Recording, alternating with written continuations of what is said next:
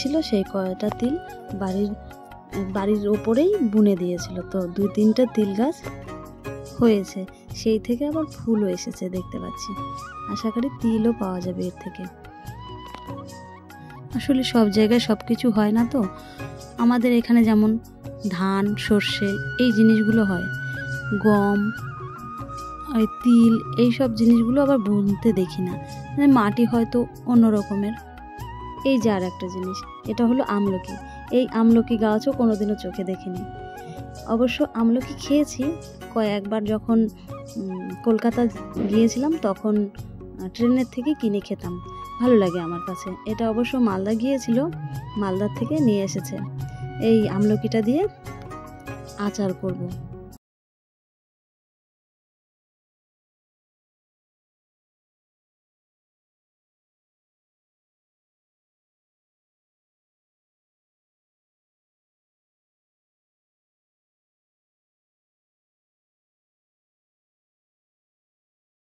আমাদের সব রকমের ঠাকুর আছে।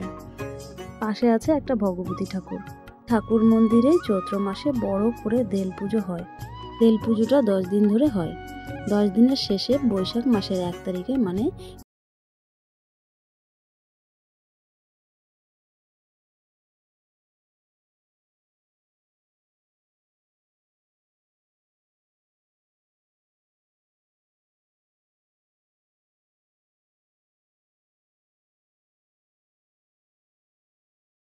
তারপর সেদিন আসমতি মানে আমিষ খাওয়া শুরু হয়।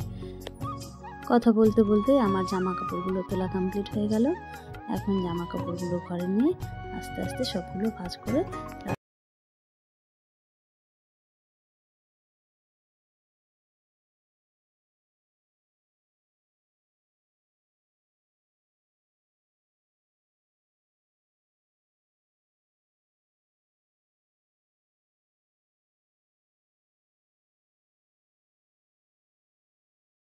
সবশেষে একটা কথাই বলবো, সবাই ভালো থাকবেন, ভালো রাখবেন।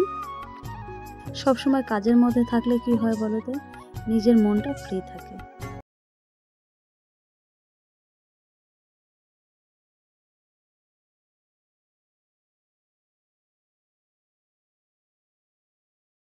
বলবো কাজ করো, নিজের অল্প স্বল্প কাজগুলো, টুকিটাকি কাজগুলো বসে না থেকে সেরে ফেলো। নমস্কার।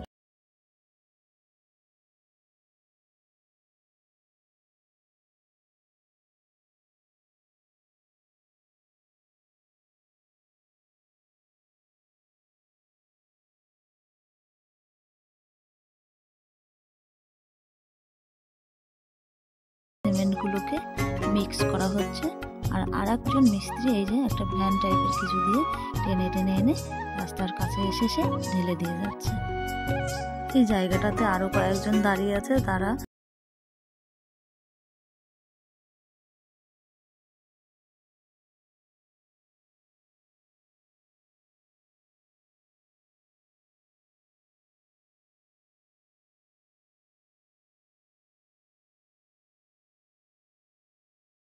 রাস্তাটা কেমন হয়েছে। আমার তো এখন খুবই ভালো লাগছে এই রাস্তা দিয়ে হাঁটতে, কারণ বৃষ্টি হলে খুবই চটচটে কাদা কাদা হয়ে যায়।